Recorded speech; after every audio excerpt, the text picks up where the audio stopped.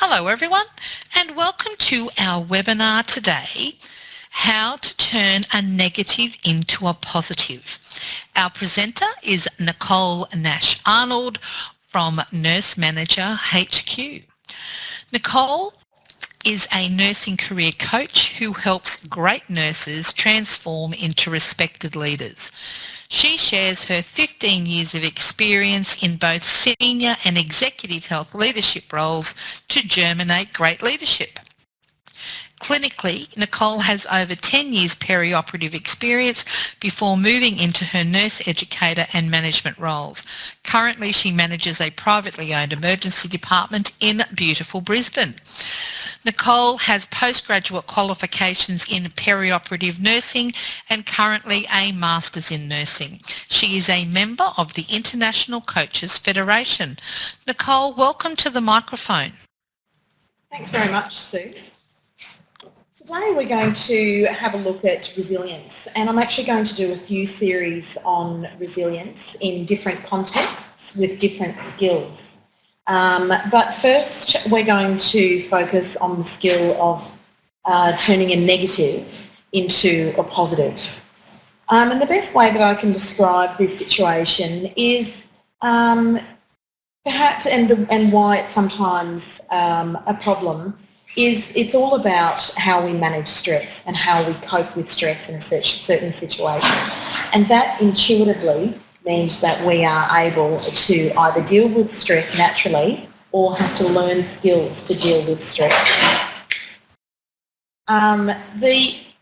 Consider you're in a situation where you're a new graduate and somehow along the way you've skipped all of your training. You're a registered nurse and you spent the whole 3 years at the pub and somehow nailed the exams anyway. So you turn up to your first day with no skills and no knowledge whatsoever. And the nurse that's in charge on the ward at that particular time, it's an orthopaedic ward, and they're pretty kind on you. They know that you're a graduate and they give you pretty light load, relatively speaking. It's a day 7 joint, it's a pre-op patient, it's discharging arthroscopy, and it's a full nursing care with hemiarthroplasty awaiting nursing home placement. Now for a reasonably skilled work-ready grad, that's a pretty light load where not a lot of deterioration and surprises can happen. But if you have absolutely no knowledge of anything that you're doing, then your stress from a scale of 1 to 10 in those situations is going to be around about 10. When you walk into that discharging arthroscopy and you've got to do the discharge education, then it's a pretty tough gig to know what to say and how to manage that situation. Now that would never happen, of course, because we are well skilled and we are well trained. But fast forward maybe 10 years in your career and consider you're turning up for your first day as a nurse manager on that same orthopaedic ward. And this is a time where we don't necessarily have the training and we don't necessarily have the skills. In fact, there's a nurse by the name of Sharon Judkins who is the most experienced researcher into stress experienced by the new nurse manager. And she says that despite high levels of personal achievement, many come to this role of nurse manager with few or no managerial skills. Too often, nurses are promoted because of their exemplary nursing skills, but not because of management expertise. Thus, it comes to no surprise to anyone that many nurse managers suffer with stress and have difficulty coping. So it isn't a dissimilar situation to when you are that grad that spent all of that time at the pub instead of learning the skills and knowledge you needed, and then you find yourself on day 1 with a patient load. And sometimes this is the same. When you're a nurse manager, you turn up with not necessarily the skills and knowledge that you need, and you find that situation very, very stressful. And somewhere in the middle, from your first day as a grad to your first day as a nurse manager, then you've stepped up to be a team leader, and you might have, again, excellent clinical skills, but you've had no preparation for dealing with intangibles like conflict resolution, dealing with difficult personalities. Even simple stuff like how to get someone to go to tea can be a difficult situation to navigate. So that's what we're going to spend time dealing with today. We're going to decode those sorts of stressful situations and talk about what makes someone resilient and what makes someone not resilient.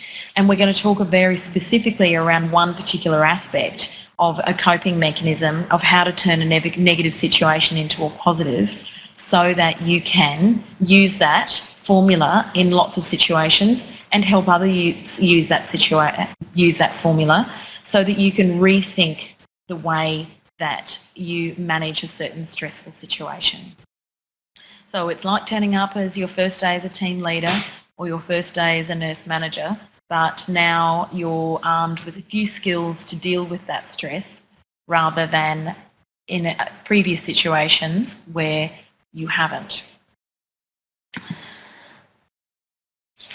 So, resilience.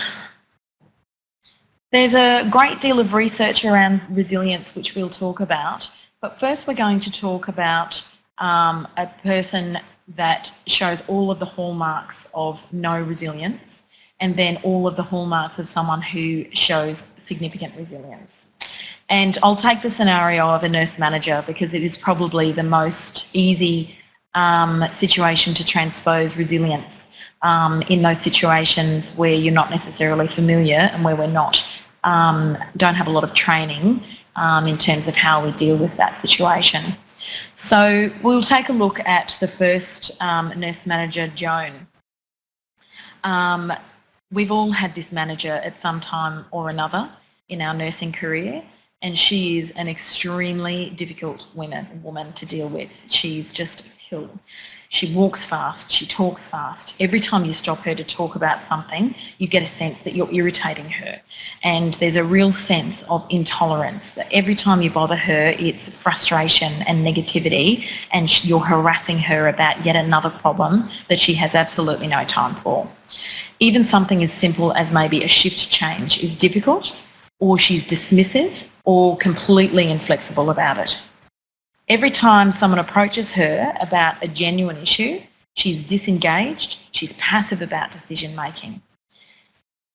You may approach her with something you thought was totally minor and she completely erupts, and it's a completely disproportionate reaction to something that should be a fairly simple problem that she should be able to deal with, and you have no understanding about why she is erupting or reacting in this way. Her approach to management is often one of apathy or detachment. There are things that go things that are left undone, and stock remains unordered, and rosters are posted a week before it starts at the very last minute. Complaints go unanswered, suggestions are dismissed, and change management is absolutely no different. So she shows symptoms of something that's called manager disconnect, where she is disconnected from her superior or the executive team. It's almost the language that she uses when she discusses change management is, the brass think this is a good idea, or those in the ivory tower think it's a good idea. I don't, but we've got to do it anyway, so let's just get into it.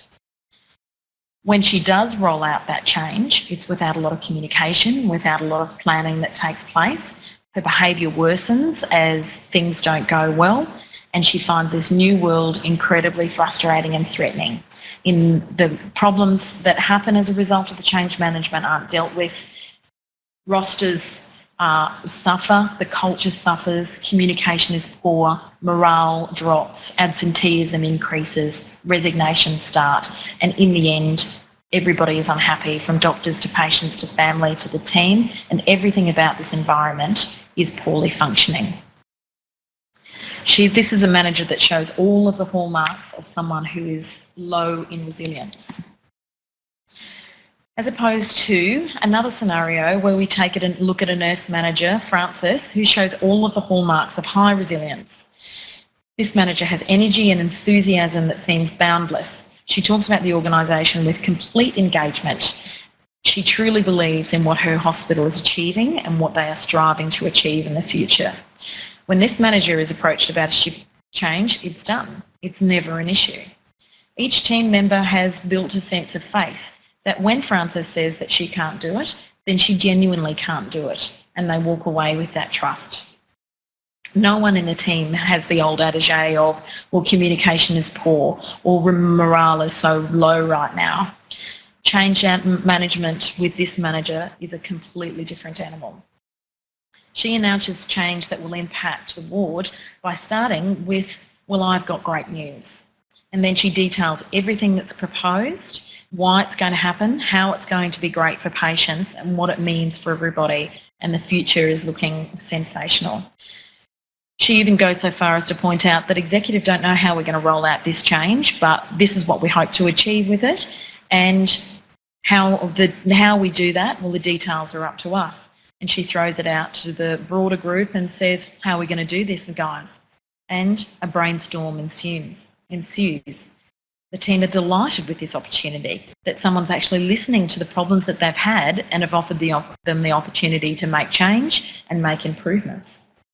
The front chooses her champions, she communicates broadly, she cops the teething problems in her stride, makes changes, rolls with the punches. Everybody is happy, morale is high, communication is great, patient complaints are low, and turnover is fabulously low, and absenteeism is low as well. This is a ward with great culture. These are the ways in which someone with high resilience executes their management style in whatever capacity. And it comes down to resilience, and there are three main components of resilience. But before we get into those, it's important to make sure that I point out that in the research there are certain irrefutable facts. Low resilience equals high stress, and high resilience equals low stress. So it's clear that resilience offers a buffer for stress. Resilience is stress's antidote. So that's what's incredibly good news, is that not everybody comes with resilience intuitively, but it is something that the research tells us can be learned. And that's why it's really important to start to decode what resilience is, how it functions, and how we can grow in each of those three elements. So of those three elements, they were first discovered through some research by Kobasa in 1977, who had a look at a whole stack of male executives. So this is the 70s, so hence they were all male, but they looked at how they coped with stress of their world and what made them tick. And he specifically looked at the successful in male executives as opposed to other groups. And he found that those successful executives had three main characteristics that differentiated them from everybody else. And they were commitment, control, and challenge.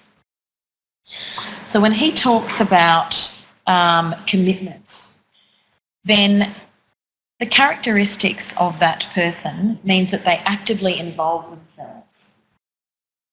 They never alienate themselves or disengage. They are never passive. And they never exhibit any signs of avoidance. They are always engaged. They have a genuine and palpable sense of purpose, which is incredibly unique. And that purpose is completely aligned with what the organisation wants and feels and hopes for and strives for.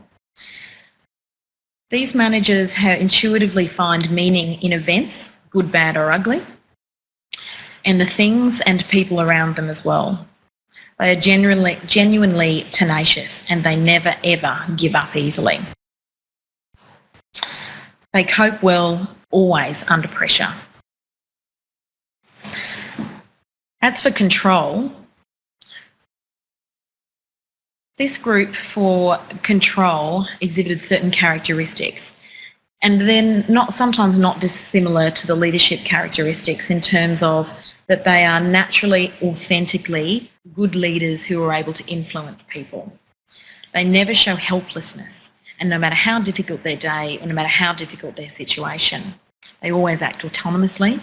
They believe that they affect their own future, and they never externalise events. They're never a victim of any circumstance.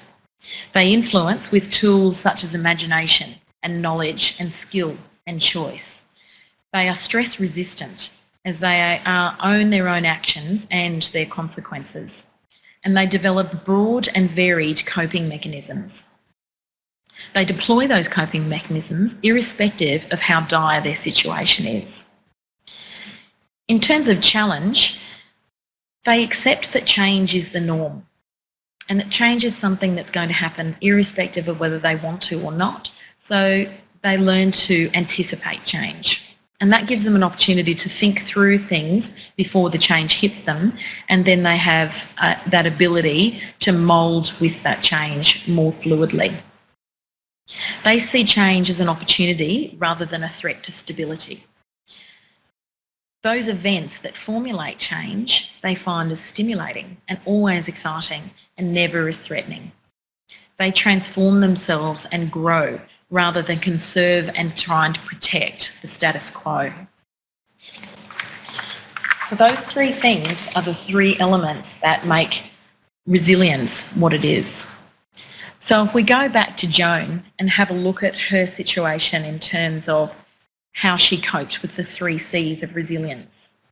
In terms of commitment, she alienated herself. She lacked a sense of purpose. She did not invest in relationships. She gave up easily, and she copes poorly with pressure. In terms of control, she had a poor ability to influence people.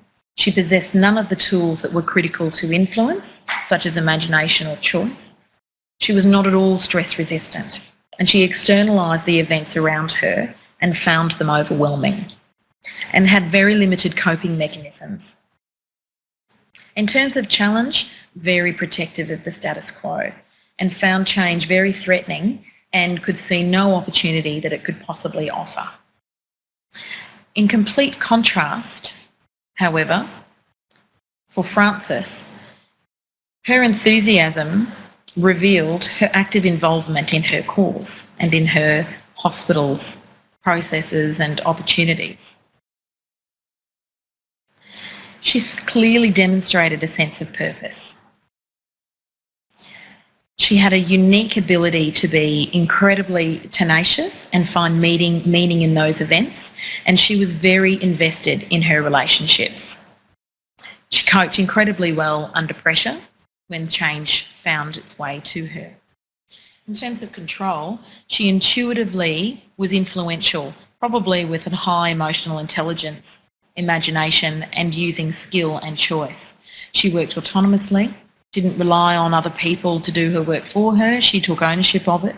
She was stress resistant and happy to take on change without fear and without overwhelm, and had a natural high use of coping mechanisms. It was the challenge where I think Frances really shone, and the notion of change in the ward was something that she anticipated and took as an incredible opportunity that it presented for all of the plus sides that it had, what it meant for the patients, what it meant for the team, what it meant for everybody. For her, it was an opportunity to solve those problems, admittedly, with the tweaks that they needed to make it their own on the ward. She empowered her staff, and she was empowered to make those new arrangements exciting and exhilarating for the team. She not only transformed herself with that change and that challenge, but also the ward, and showed no signs of trying to conserve and protect the old way.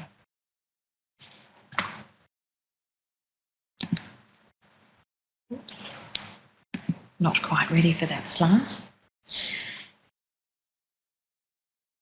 If we look at more deeply into the 3 C's of control, and we take one of them, then we need to start looking at one particular aspect so that we can start that learning journey on how we're going to build the resistance and the resilience in ourselves so that we can start buffering strength. So for this particular presentation, we're going to look more deeply into the C of control and explore a way that we can amplify our skill set in the coping mechanisms that are necessary so that we can be more like Frances and less like Joan. So if we consider this scenario where a nurse is on a ward and is approached by her nurse manager about a drug error that has been reported, and it's been reported as a formal incident. The incident details are that a drug has been given to a patient for several days on a daily basis, but the order has actually been BD. Many nurses have cared for this patient over their 5-day episode of care, but the nurse manager starts her investigation with the last nurse that cared for the patient and starts asking a couple of questions about the incident. Their tone's appropriate, it's inquiring, it's not aggressive, and it's not accusatory. Despite that, this nurse completely flies off the handle, becomes angry, becomes defensive, refuses to discuss the matter, and demands to have a tea break immediately and storms out of the ward. So it's pretty clear that we've got a situation where someone isn't showing a lot of resilience. We're going to take this example and work through that the way in which that they feel like they have no control and no influence over their situation. They display helplessness in a situation of adversity. They externalise rather than take ownership or autonomy, exhibit stress related to this event, exhibit some overwhelm with limited coping mechanisms at their disposal to deploy. So this is a person with low resilience. As a result of this particular nurse not being able to reset and deploy some coping mechanisms, then her performance for the rest of that shift is going to be poor. She's going to be distracted, and it will probably undermine the working relationship she has with the broader team, because she will show considerable distress, frustration and anger through the rest of her shift. So that's when we start taking a look at a process that is known as cognitive restructuring. If control is going to be one of the antidotes to stress in this situation, then this is one of the coping mechanisms that our nurse could deploy in that situation so that she can build some resilience. Cognitive restructuring is a strategy for dealing with automatic beliefs. It overcomes negative, distorted and reactive thinking that often triggers bad moods. It provides a person a way of understanding unhappy feelings or unhappy moods or negative moods, and it is simply a technique for reframing a situation. It comes off the back of an extensive amount of work that was done by Albert Ellis in the 50s around cognitive behaviour therapy, where negative thoughts were linked to damaging behaviours. So it's a step back from that level of therapy and is a technique based on that. And cognitive restructuring is beneficial in many applications, including depression and PTSD, addictions, anxiety, phobias, relationship issues, and most importantly for our situation, for the use of dealing with stress. So the how-to, this is what we're going to spend some time working through, is on the how-to guide in terms of the use of cognitive restructuring. And as a basic overview of the 8 steps required to undertake cognitive restructuring, then there are these. First, calm yourself. Number 2, identify the situation. Number 3, analyse your mood. Number 4, identify automatic thoughts. Number 5, find objective and supporting evidence. Number 6, find objective contradictory evidence.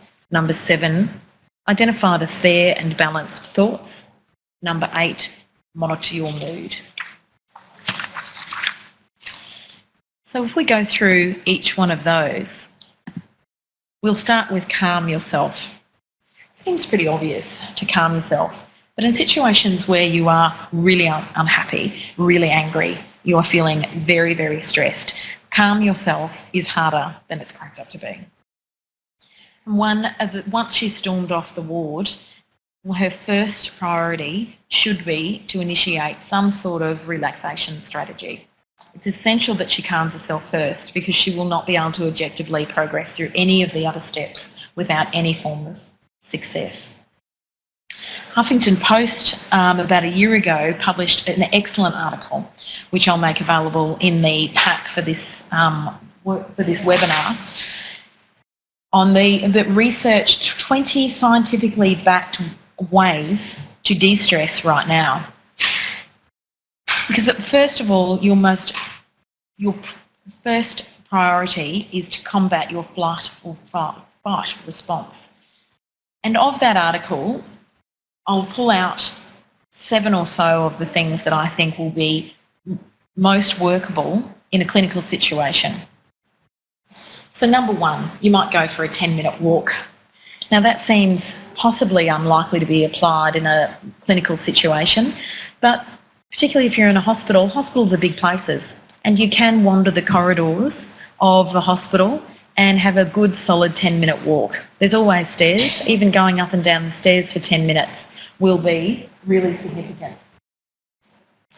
Of course, deep breathing is the one that we often think of to be using when we're going to be de-stressing.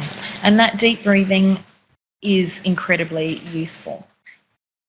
A third one, without getting too woo-woo, is using visualisations, guided imagery. I don't know, it does sound very woo-woo, but sitting in a quiet place and imagining a peaceful scene, or imagining yourself accomplishing a great goal, or something that is incredible, that you imagine yourself on the beach of Tahiti, or you're Cleopatra laying back with servants feeding you grapes. Whatever image that you need to do that is going to start to get those emotions calm and on the more positive side than the enraged side is a proven technique that is going to help you de-stress in that very immediate moment. Another one is get a snack. Not that I'm advocating emotional eating at all, and there's obviously a time for balance, but some sort of snack, a small piece of chocolate, a banana is going to be fantastic for you as well. It's full of potassium, great things. A snack is going to be something that is going to make you feel better. Dining and food and the exhilaration of eating is something to be enjoyed, and maybe that's a great time for you to de-stress and really enjoy something as simple as some great food. We've all got smartphones. Not all of us have got smartphones. Most of us have smartphones. It's a great use of that smartphone to get it out and start listening to 10 minutes of music. It's also a great time to get a bit of comic relief from watching a viral video or two on YouTube, or downloading a fantastic app that guides your meditation in 2 minutes or less. There are such apps out there that are really, really useful for that kind of thing. And there's always the progressive muscle relaxation and the bit of active relaxation that you can start from the toes up. Start tightening and releasing from the toes up and doing progressive muscle relaxation. One of those surprisingly effective ways at starting to get some relaxation happening. Irrespective of what technique that you may or may not use, there is incredible value in just spending the time that you need to calm yourself so that you can work through those next steps effectively. Step number 2 is identify the situation. This is where you get a piece of paper and you write down your story. I've included a worksheet for this process as well in the webinar pack, which can work through all of the steps. But sometimes for the storytelling part, you may need more space. You need a jotter and a pencil, and you start writing your story. Storytelling is a great skill, and it is a very, very powerful skill. It is used in many, many different contexts and can be a bit of a buzzword for many different contexts, even for marketing. And stories, the reason is that stories are dramatic and they're compelling and they have great characters and they make us think and they make us feel. This is not a time for dot points. This is the time for really getting out everything that you want to get out and writing down who said what and when and all of the characters. It can be a very emotive way of getting out everything that you need on a piece of paper, and it gives you that opportunity to have it all on paper, and you can now move through the next steps with everything on black and white in front of you, and you can take a step back. Our nurse in this situation should write everything, her whole story, a very one-sided story, which is absolutely okay because it's just for her.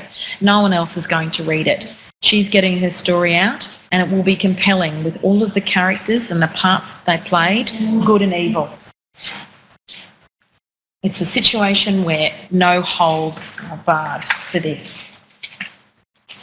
Now that you've got your story out on paper, it's time to have a little bit of mood analysis. You've got everything out on your piece of paper now, and you need to take another look over it. And really importantly, what you've written on down in black and white is going to give clues to the emotions that you feel at that time. They're not thoughts and they're not opinions about what happened and about the situation, simply the mood. On that piece of paper, you need to start writing down in the margins or on the worksheet that I've given what your mood was at the time. And it's really important to distinguish the emotion from the thought that you think. So if that's reasonably difficult to do, then you can use this test. Moods can be described in one word. Thoughts are more complex. So a nurse might write, the nurse manager made me feel like an incompetent nurse.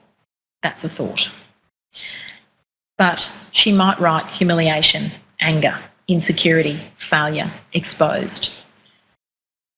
Those are moods. And this is a situation where it has to be about a task that is done on your own in isolation, because it does take complete honesty and complete navel gazing, really. You're sitting down and taking a good hard look at yourself. Sure, anger is a really easy one to write down because that's going to be your overarching emotion at that time. And that feeling of failure and that you were exposed, that is probably going to come to the fore. But to write down that you felt insecurity or that you felt humiliation or you felt embarrassment or that you feel like you are a failure as a nurse, or that you've made a mistake and that you were very adversarial in the situation unnecessarily, they're going to be moods that are going to be harder for you to articulate unless you take the time to do it, and that you really, really look hard at your own situation and what mood you're actually feeling. Next is identifying automatic thoughts. So you've identified the moods, and now you can move on to those thoughts, those more complex thoughts about how you responded automatically in a situation, not the shoulds or woulds or could'ves or anything. What did you automatically think in this situation? It's your natural core reaction when you felt that mood. So our nurse might write something like, she hasn't liked me since X, Y, and Z. She's so picky that everything that I do, my clinical care is perfect, that she undermines my care. It wasn't my fault that I forgot to write both the times on the patient on the first day. No one likes me, and maybe my care is sloppy. These are the sorts of things that when you look at the mood, what was the automatic thought? When you got angry, it was your automatically thought, she hasn't liked me since the X incident. When you felt insecurity, it was because maybe my care is sloppy. That was the automatic thought. Important at this point to recognise that some of those thoughts are going to be more distressing to you than others, and they're the hot thoughts. They're not the angry ones that have made you angry. It's not the I was angry, she hasn't liked me since. It'll be things like maybe my care is sloppy and that no one likes me. They're the ones that drive a significant response more than the other ones. Again, this takes absolute honesty and true navel gazing to really think about what those automatic thoughts, your natural reactions, what your core visceral response was. Now it's time to have a look at the evidence. And on both sides of the coin, what supports those thoughts and what is contrary to those thoughts. So in terms of supporting evidence. You now need to take a look at each one of those automatic thoughts that you wrote down and identify what supports those thoughts. Have a look at them, whether they are truly correct. The goal is to look objectively at what happened and write down specific events or comments that led you to the automatic thought. So our nurse might write, she identified a flaw in my care when I didn't perform the 5 rights. She might say she challenged the care but didn't listen to any of my suggestions. Conversely, she needs to have a look at what the objective contradictory evidence is. She has to challenge herself now to find the evidence that contradicts those automatic thoughts. Our nurse might write, I haven't made a drug error before. My suggestion about how it happened was realistic and well-founded. There were multiple nurses involved, but I was the one on duty that day. The investigation is part of a process and it's not the outcome. She will talk to all involved, not just me. So you look at those things and each of those situations which drove that mood and drove that automatic thought, and you say, is this supported or unsupported? Am I right or am I wrong? When the one that was the hot thought that drove the mood for insecurity, and that was my care is sloppy, then you look at what evidence is there to hold that to be true. And you look at then what holds not to be true. Well, I've never made a drug error before. When you feel challenged, unnecessarily challenged, and that made you angry, you look at what supports that to be a genuine response and what doesn't. So that you felt like she had challenged you unnecessarily because it had never happened before. But conversely, she was talking to a lot of people. She was talking to everybody that was involved in that incident. It was part of the process. It's fair after an incident that questions are asked and whoever's investigating the incident starts to look at both sides of the coin so that you can understand it. You look at both sides of that coin so that hopefully you come to a fair and balanced thought. You can look at those situations and you can identify what's fair and what's balanced. You've progressed through your emotions, you've progressed through your thoughts, you've given yourself permission to feel them and own them. But now it's time to take a more rational analysis of the situation and identify whether it was just raw emotion or whether it was true. Was it reactionary or was it justified? In your story, you have all the information you need to form a fair and balanced view of what actually happened. And there's nothing stopping you at this point to seek counsel from someone that you trust, provided that it isn't an opportunity to show one side of that story. If you were to discuss your story at identify your situation and just your one-sided emotional view, no.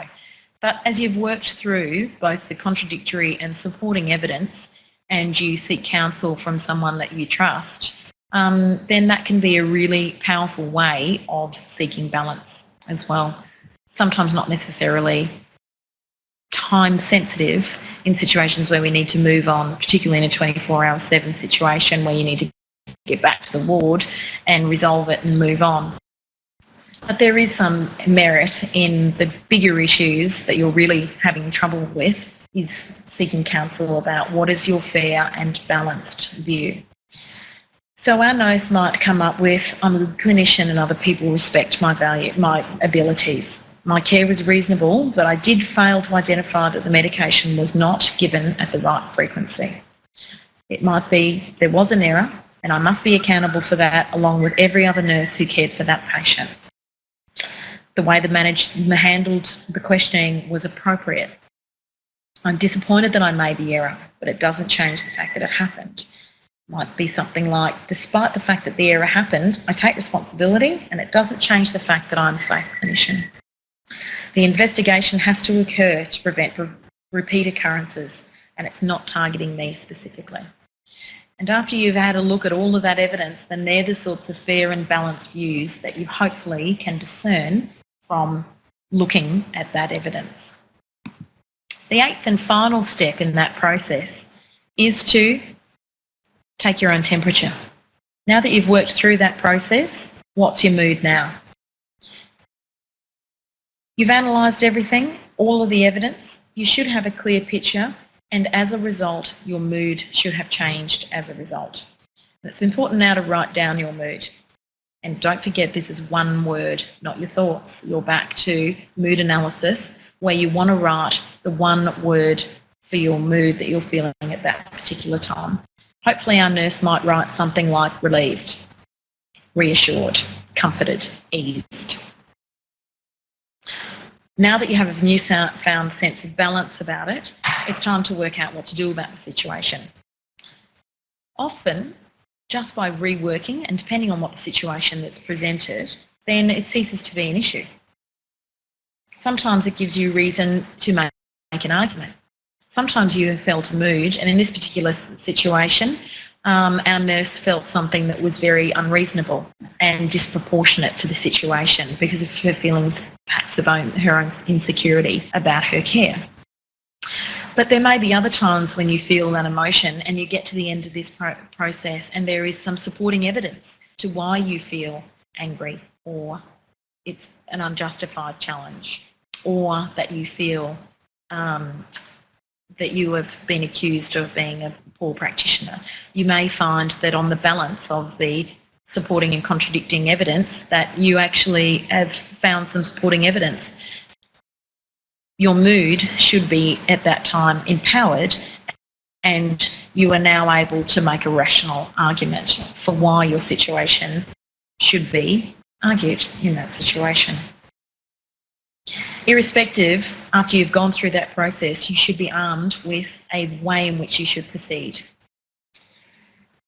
Hopefully it means that our nurse can go back to her manager and have a measured and objective conversation about how this error happened without taking it personally. And without getting too woo-woo again, which all nurses do tend to hate, it's a time for positive affirmations. You've worked through a fairly challenging, distressing and emotional little roller coaster in that time. And it's important to be able to give yourself a bit of a pat on the back about it. Positive affirmations are incredible antidotes to self-sabotaging behaviours and stress. In this situation, it would be incredibly damaging if she hung on to the negativity and had thoughts like, I can't believe I let this error happen, or I wish I could have stuck up for myself at the time and I let her walk all over me, or the classic, I wish I'd said X, Y and Z. That would have made a difference. It's a time to let go of those and start reinforcing the newfound thinking with, I am a skilled clinician. My opinion is respected by my manager. I have owned my mistake and demonstrated true professionalism. I enjoy working with my team. I am capable of showing leadership and resilience. It's an important time to really think about you have grown a step closer to building one of the 3 C's of resilience. So that's ultimately what this is about, is building resilience, one of the stepping stones to building that resilience. So, and if we go through all of those key points about what resilience is all about, it's directly linked to the amount of stress that one feels in any given situation and your buffer to deal with it. Nurses are great at getting ourselves clinically ready for dealing with a situation and seeking out clinical skills and knowledge, but we don't often have the opportunity to develop the non-clinical skills. And resilience is a classic example of a learned skill set that we don't often explore and seek out that knowledge. When we look at those 3 components to resilience, challenge, control and commitment, and we focus on the control part, then it ramps your ability to seek out control, coping mechanisms and therefore build that resilience.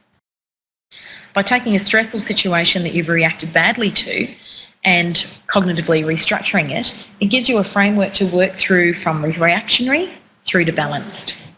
And it's a great process for when you experience any kind of fear or apprehension or anxiety about a person, situation or an event. if this is something that you need more help on, or you'd like to explore this more deeply, then I certainly have some resources in my pack that I've put together for Resilience Number 1. I've put these slides and an audio of this recording and some journal articles from Sharon Judkins that talks about resilience in nursing, specifically nurse managers, but it's applicable to all nursing clinicians. As well as the worksheet for you to be able to work through this cognitive restructuring process as well. So all of that is there on my website for you to access. Nicole, thank you very much. What a really interesting presentation. I love the concept of resilience. Yes, I do too. Because it is about, like, no one's perfect and it's not going to go your way all the time, but it's about being able to work through that emotional state, as you identify exceptionally articulately in the cognitive restructuring model, to be able to get to working through it and being able to present yourself back again in the professional setting. Yeah, you never know exactly what your hot buttons are until someone presses them. And it can be a really interesting time. Yeah. Do you find that people get stuck at any point along that process? I think the hardest part of the process is looking at the supporting and the contradicting evidence, because it's really hard sometimes to get past that mood and really look at the contradicting evidence, I think, and be objective. And sometimes people aren't as honest with themselves and do the navel gazing that you need to do. It's really easy to indulge why you're angry, but it's not so easy to indulge the supporting and contradicting evidence about why you feel incompetent. Yeah. And that can be more challenging, and it's something that people often shy away from. But the true growth happens with those hot buttons, which are often not the anger. The reaction is hot, but the emotion and the mood for those feelings when you feel incompetent, or that you're not liked, or that you feel, that you are excluded, and those sorts of things are often where the raw emotions are really triggered, which is where the supporting and the contradicting evidence is really powerful and where lots of growth and resilience is built. Because a number of people find it very hard to get over the blame that it's someone else's problem. Yes. Like, the manager's a piece of work, those other people should have recognised it, I was left to take the full blame. If they would have had this system, it would have been better. At the end of the day, you can only really work within the environment in which you find yourself. Yeah. And irrespective of, the systems that you've got available clinically, you do need to be able to work within that framework. And that's where those 3 C's of resilience is really important to take a look at, and particularly in the control, where resilient people never externalise like that. They never say, well, the manager's a turkey, or it would have been better if this system or that system was in place, or, it's the team's problem, or the hospital doesn't care, or, they never externalise their problems. They just look at it, see it for what it is, and take ownership of it and try to see change as that opportunity that it can be. Yep. For sure. Look, it's an exceptionally interesting concept, and for those of you who are listening today, I would direct you to go and have not direct you as in an autocratic direct, I would suggest to you that you go and have a look at the resources that Nicole has available on her website. An exceptionally interesting concept, and one of the main tenets of professionalism, I would suggest. I'd agree. We hold ourselves up to be professionals, But at the end of the day, it's your level of emotional intelligence and your resilience that allows you to prosper within the profession. Yeah, I agree. And the commitment, control and challenge, if you look at them in a clinical sense, are fundamental to being able to execute good patient care. Yeah, certainly, which is apparently why we're all in it to start with. Right. And so it's just a simple matter of overlaying those skills that we do every single time a patient is being looked after by us, but overlaying it into a more of an intangible situation. Yep, for sure. Nicole, thank you very much for an exceptionally interesting presentation today. Pleasure. There's Nicole's website, www.nursemanagerhq.com, and if you do the /resilient #1, you will get to the information based that Nicole's utilised for this webinar. To everyone who's listening, I wish you an absolutely exceptional day, and I look forward to seeing you online at another webinar very soon. Goodbye.